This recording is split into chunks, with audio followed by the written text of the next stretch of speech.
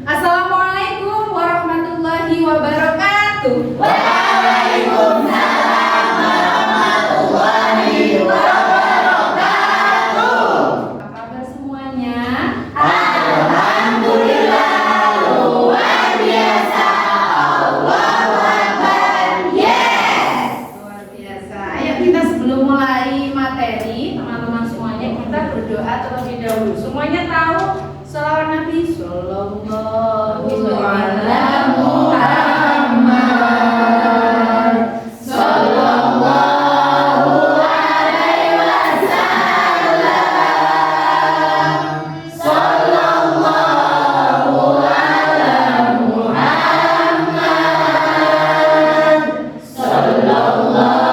Muhammad sallallahu alaihi wasallam. Sudah cukup.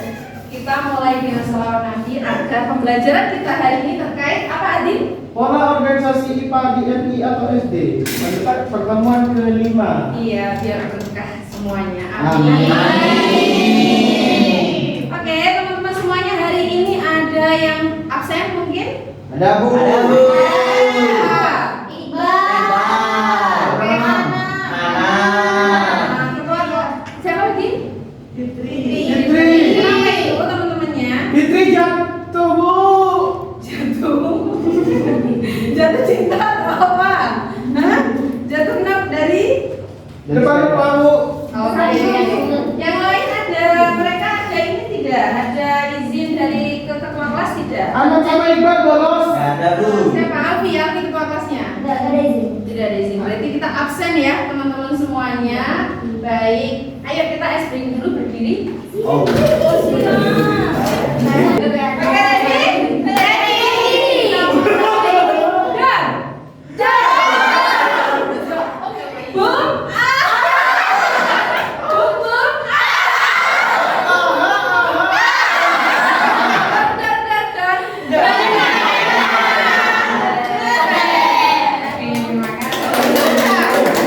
Oke, teman-teman semuanya, kita hari ini kan belajar terkait pola pengembangan pola organisasi IPA MI atau SD dari mata kuliah pengembangan kurikulum MI atau SD, di mana teman-teman nantinya akan perlu untuk mempelajari, menguasai beberapa tujuan pembelajaran. Apa itu? Yang pertama adalah harus mampu memahami dan mengorganisir materi pada mata pelajaran IPA. Masih ada kan? IPA sekarang jadi IPA toh? Iya. Kemudian teman-teman harus mengetahui apa itu pengertiannya, karakteristiknya di MI atau SD. Karena apa? IPA di MI dan SD itu jelas berbeda dengan IPA di jenjang SMP dan SMA atau IPA di jenjang non formal. Kalau teman ada kursus dan sebagainya itu berbeda yang diajarkan. Kemudian mampu menganalisis implikasi serta kelebihan dan kekurangan pembelajaran mapel IPA. Jadi di MI atau SD itu biasanya ada kekurangan dan kelebihan pembelajarannya baik dari si guru maupun dari siswa. Coba kelompok singa, kelompok bebek ya, kelompok babi. Ingat iya ya, nanti harus gitu. Ya gitu.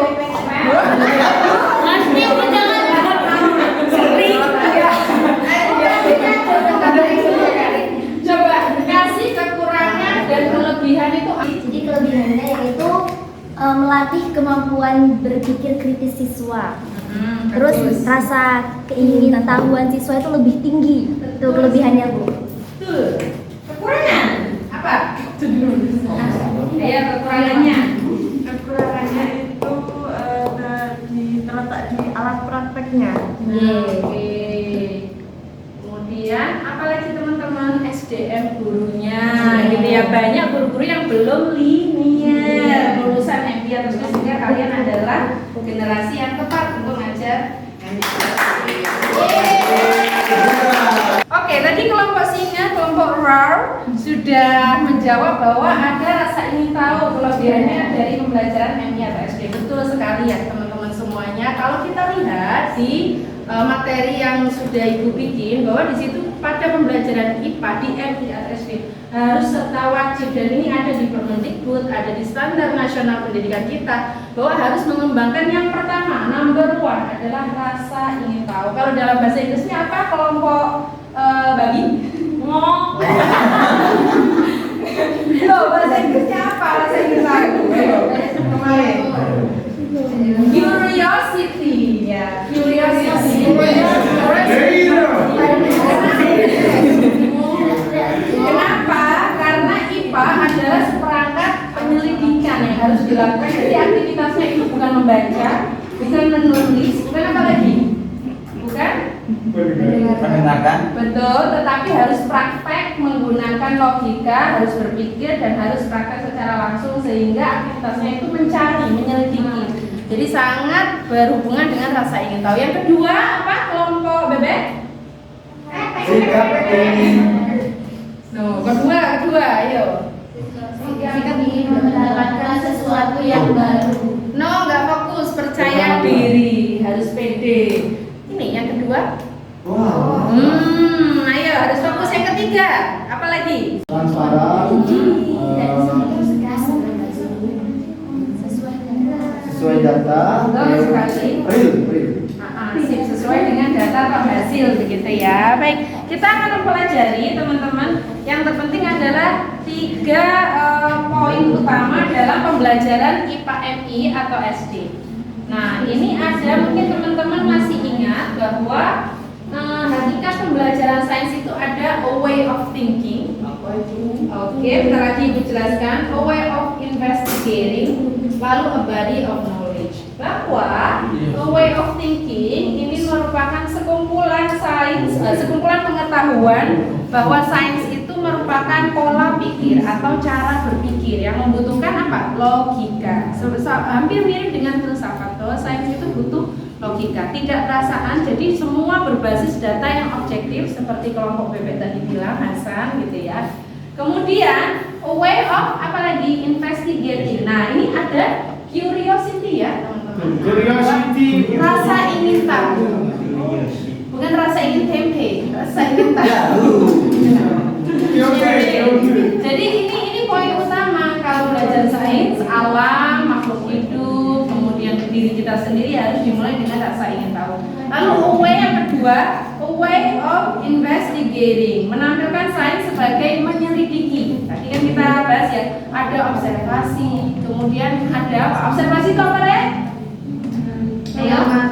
Pengamatan, lalu ada prediksi dari metode dan menyelesaikan masalah pengetahuan. Ingat kalau di MI atau SD harus menggunakan metode tanya jawab. Di kurikulum ke-13 sebelumnya kita menggunakan pendekatan saintifik gitu. Karena apa? Karena harus banyak bertanya kalau di dalam pembelajaran sains. Jadi harus menyelidiki.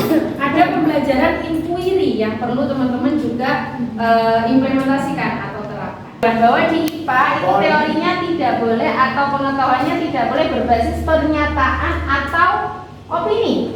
Jadi tidak boleh statement atau opini, maka harus sebuah teori gitu ya. Sains itu sebagai sekumpulan pengetahuan yang sistematis seperti dalam metode penelitian. Jadi harus prosedural, ada alurnya. Tidak boleh sebuah pernyataan atau statement.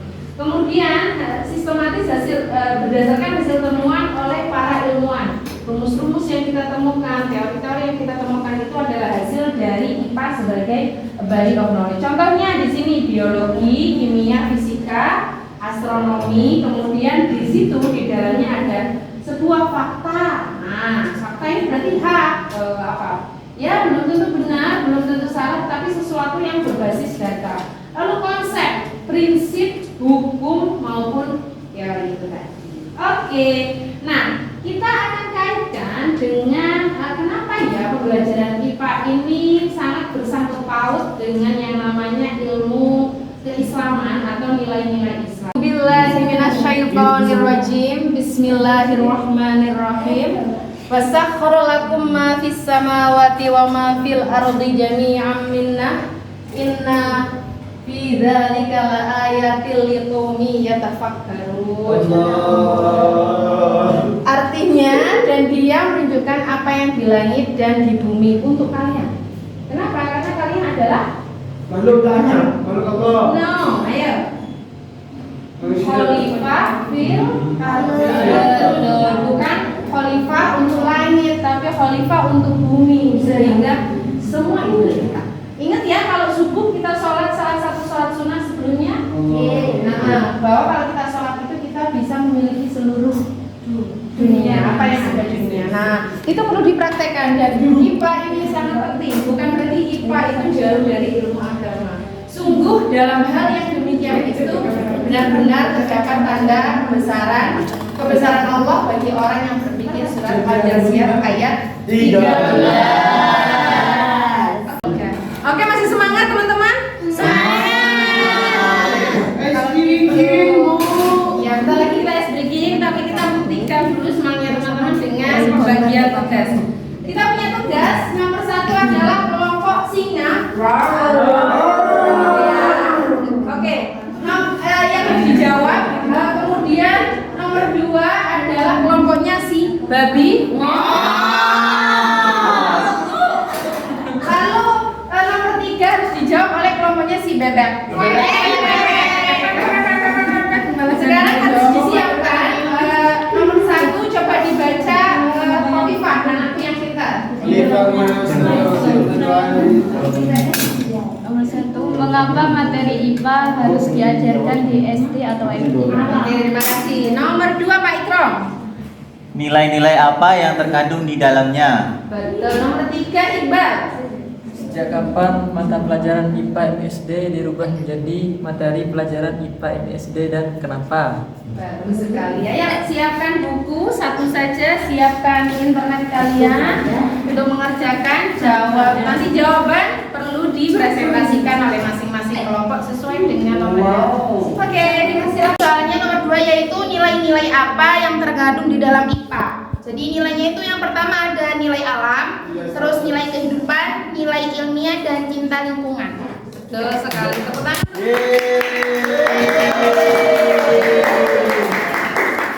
Baik, maka kita simpulkan teman-teman pertemuan untuk hari ini kelompok singa, kelompok bebek, kelompok ngomong tadi bahwa ada 3 poin utama dalam belajar IPA, yaitu a way of thinking, a way of apa?